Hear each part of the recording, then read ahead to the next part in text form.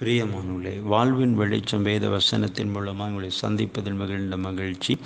இந்த நாளுக்குரிய வேத வசனம் 1 பேதுரு 5ஆம் அதிகாரம் 5வது வசனத்தின் பின்பகுதியிலே பார்க்கிறோம்.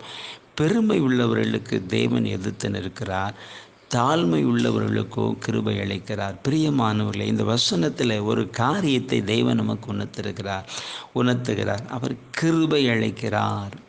ஆமென். சோதரன், கிருபை அளிக்கிற தேவன். இன்றைக்கும் ஆண்டவர் உங்களுக்கு கிருபை அளிக்கிறார். தாழ்மை உள்ளவர்களுக்கு கிருபை அளிக்கிறான்னு சொல்லி பார்க்கிறோம்.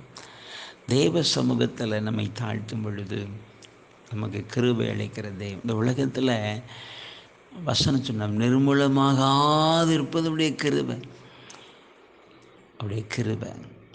உலகத்தில் எதை இழந்தாலும் சரி, தேவ கிருபை இழந்துடக்கூடாது.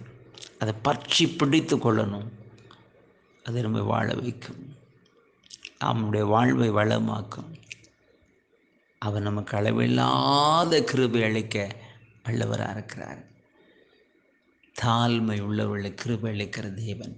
பிரியமானவர்களே, இன்றைக்கும் ஆண்டவர் இயேசு உங்களுக்கு கிருபை அளிக்கிறவராக இருக்கிறார்.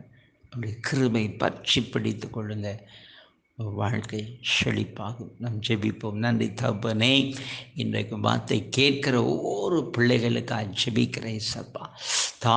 தாழ்மை உள்ளவர்களுக்கு கிருபை அளிக்கிறீர் என்று வேதம் சொல்லுகிறது. உமக்கு முன்பதாக தங்களை தாழ்த்துகிற ஒவ்வொரு பிள்ளைகளுக்கும் கர்த்தர் அளவில்லாத கிருபை பொழிந்தருள ஜெபிக்கின்ற கிருபையினால் நிறைத்து இந்த பிள்ளைகளை கழுகூர்ந்து மகிழப்பன்னு நான் ஜெபிக்கிறையா. இந்த நாளில் வல்லமை இறங்கட்டும்.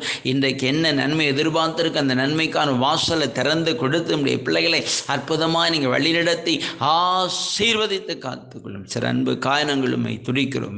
நல்ல பிதாவே, ஆமேன், ஆமேன்.